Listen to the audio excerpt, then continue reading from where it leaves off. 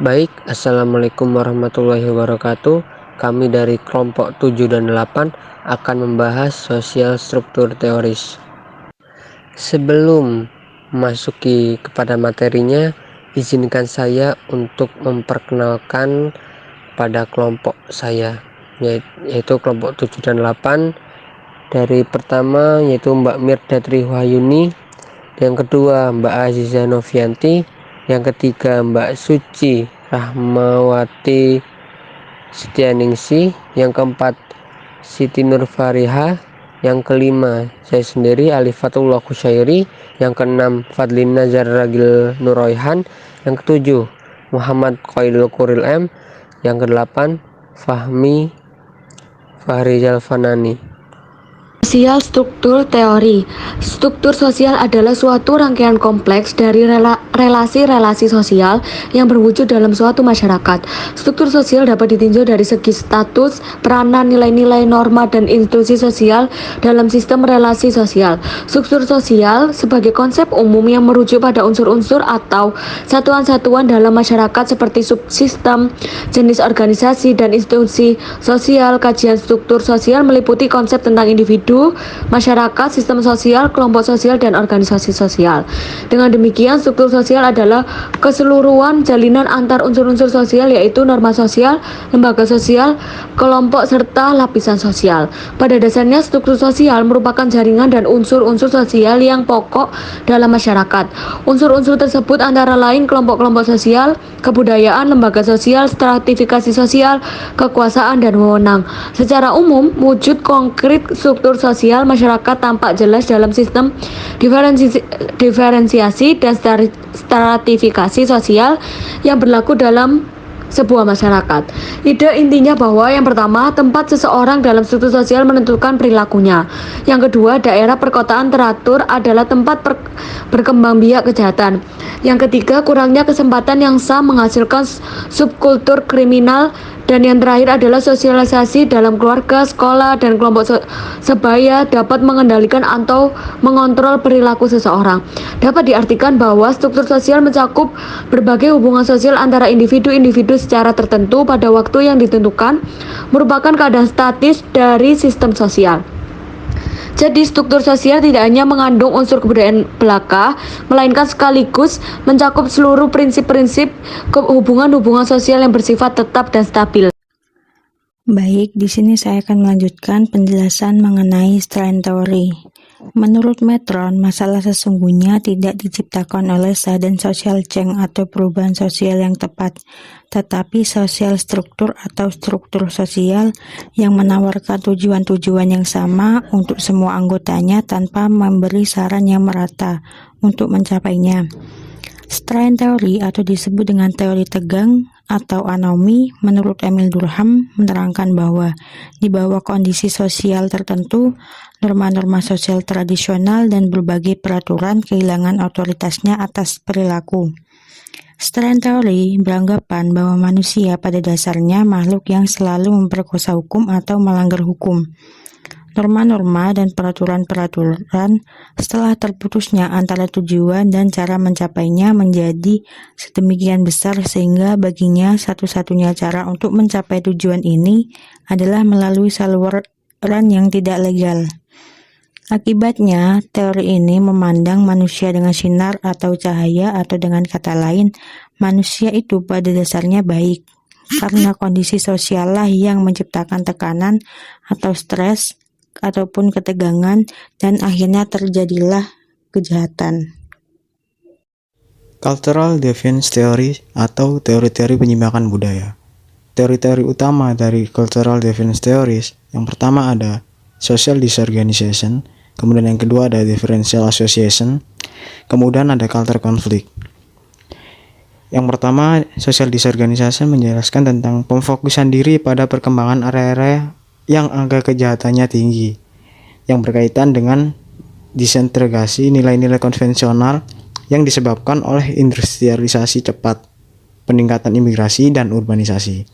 Kemudian yang kedua ada Differential Association, yaitu orang yang belajar melakukan kejahatan sebagai akibat hubungan atau kontak dengan nilai-nilai dan sikap-sikap antisosial, serta pola-pola tingkah laku kriminal.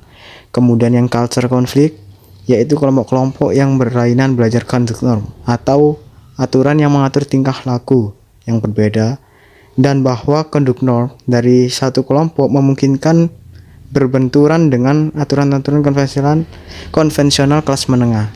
Ini saya akan menjelaskan tentang materi saya, yaitu Social Learning Theory atau teori pembelajaran sosial. Teori pembelajaran sosial atau Social Learning Theory merupakan perluasan dari teori belajar perilaku yang tradisional atau behavioristik. Teori pembelajaran sosial ini dikembangkan oleh Albert Bandura pada tahun 1986. Teori ini menerima sebagian besar dari prinsip-prinsip teori-teori belajar perilaku, tetapi memberi lebih banyak penekanan pada efek-efek dari isyarat-isyaratnya pada perilaku dan pada proses-proses mental internal. Salah satu asumsi paling awam mendasari teori pembelajaran sosial Bandura adalah manusia cukup fleksibel dan sanggup mempelajari bagaimana kecakapan bersikap maupun berperilaku. Titik pembelajaran dari semua ini adalah pengalaman-pengalaman tak terduga atau biasa disebut vicarious experience. Meskipun manusia dapat dan sudah banyak belajar dari pengalaman langsung, namun lebih banyak yang mereka pelajari dari aktivitas mengamati perilaku orang lain. Asumsi awal memberi isi sudut pandang teoritis Bandura dalam teori pembelajaran sosial, yaitu yang pertama, pembelajaran pada hakikatnya berlangsung melalui proses peniruan atau imitation atau pemodelan, bisa disebut modeling. Yang kedua, dalam imitation atau modeling, individu dipahami sebagai pihak yang memainkan peran aktif dalam menentukan perilaku mana yang hendak ia tiru dan juga frekuensi serta intensitas peniruan yang hendak ia jalankan.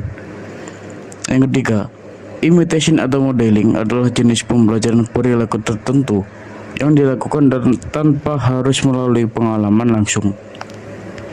Yang keempat, dalam imitation atau modeling terjadi penguatan tidak langsung pada perilaku tertentu yang sama efektifnya dengan penguatan langsung untuk memfasilitasi dan menghasilkan peniruan. Individu dalam penguatan tidak langsung perlu menyumbangkan komponen kognitif tertentu seperti kemampuan mengingat dan mengulang pada pelaksanaan proses peniruan. Yang kelima atau yang terakhir, mediasi internal sangat penting dalam pembelajaran, karena saat terjadi adanya pemasukan indrawi yang sangat menjadi dasar pembelajaran dan perilaku dihasilkan, terdapat operasi internal yang mempengaruhi hasil akhirnya. Baik, di sini berlanjut terhadap pembahasan social control theory. Travis Hirsch sebagai salah satu pelopor teori ini mengatakan bahwa pelaku kriminal merupakan kegagalan kelompok-kelompok sosial seperti keluarga, sekolah, kawan sebaya untuk mengikatkan atau terikat dengan individu. Artinya, individu dilihat tidak sebagai orang yang secara intrinsik patuh pada hukum, namun menganut segi pandangan antitesis di mana orang harus belajar untuk tidak melakukan tindak pidana. Argumentasi ini didasarkan pada bahwa kita semua dilahirkan dengan kecenderungan alami untuk melanggar aturan hukum. Dalam hal ini, kontrol sosial memandang kejahatan sebagai konsekuensi logis dari kegagalan seseorang untuk mengembangkan larangan-larangan ke dalam terhadap perilaku pelanggaran hukum. Albert J. Reis, Jr. membedakan dua macam kontrol, yaitu personal control dan social control. Personal control adalah kemampuan seseorang untuk menahan diri agar tidak mencapai kebutuhannya dengan cara melanggar norma-norma yang berlaku di masyarakat. Sedangkan social control adalah kemampuan kelompok sosial atau lembaga-lembaga di masyarakat melaksanakan norma-norma atau peraturan menjadi efektif.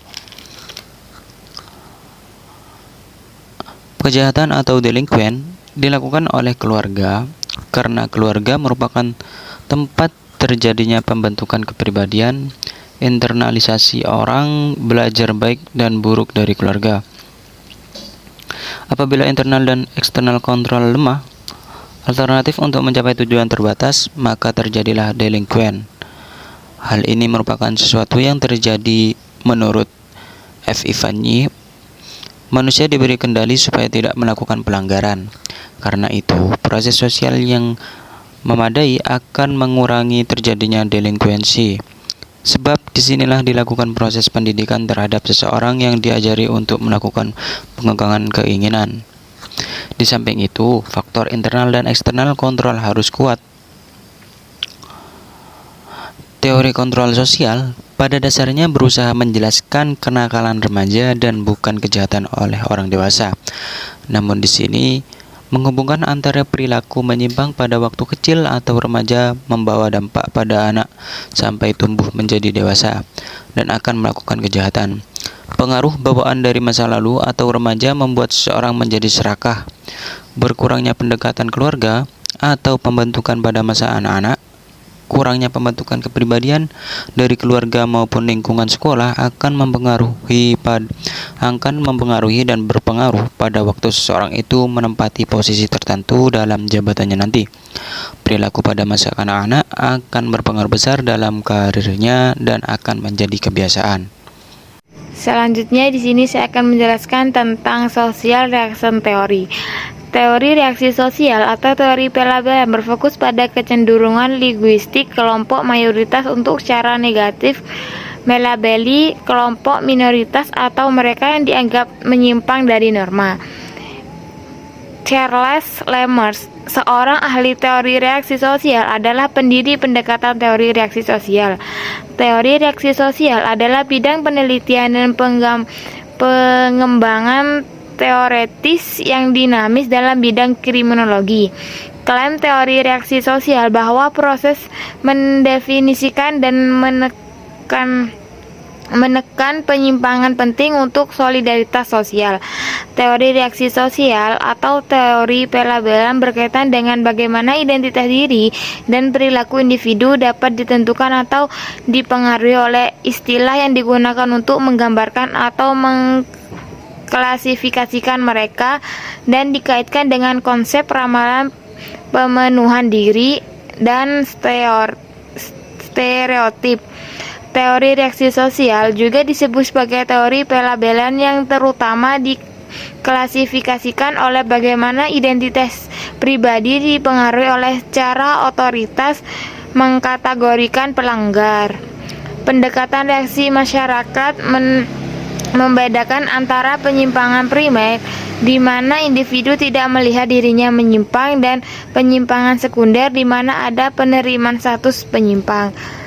Teori reaksi sosial mulai dibahas pada pertengahan hingga akhir 1960-an di Amerika Serikat pada saat konflik politik dan budaya yang luar biasa. Teori pelabelan dibawa ke panggung utama peran lembaga pemerintah dan proses sosial secara umum dalam penciptaan dari penyimpangan dan kejahatan.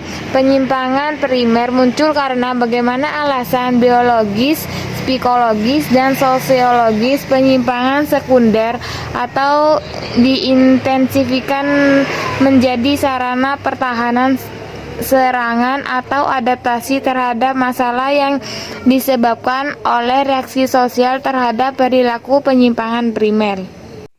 Pembahasan selanjutnya yaitu mengenai labeling teori. Teori labeling pertama kali dikenalkan oleh Frank Tannenbaum pada tahun 1938 yang kemudian dikembangkan lagi oleh Howard Becker pada tahun 1963. Edwin Lemert pada tahun 1967 dan Erving Goffman pada tahun 1968. Teori labeling ini merupakan sebuah teori yang mempelajari tentang pemberian label terhadap suatu jenis objek tertentu. Labeling itu merupakan sebuah definisi yang ketika diberikan pada seseorang akan menjadi identitas diri dari orang tersebut dan menjelaskan orang dengan tipe bagaimanakah dia. Sedangkan menurut Edwin Lemert, yang dimaksud dengan teori labeling adalah penyimpangan yang disebabkan oleh pemberian cap atau label dari masyarakat kepada seseorang yang kemudian cenderung akan melanjutkan penyimpangan tersebut. Secara sederhananya diartikan bahwa labeling adalah penjulukan atau pemberian cap. Kajian terhadap teori labeling ini menekankan kepada dua aspek, yaitu menjelaskan tentang persoalan mengapa dan bagaimana seseorang dapat diberi cap atau label, pengaruh atau efek dari labeling sebagai suatu konsekuensi penyimpangan tingkah laku.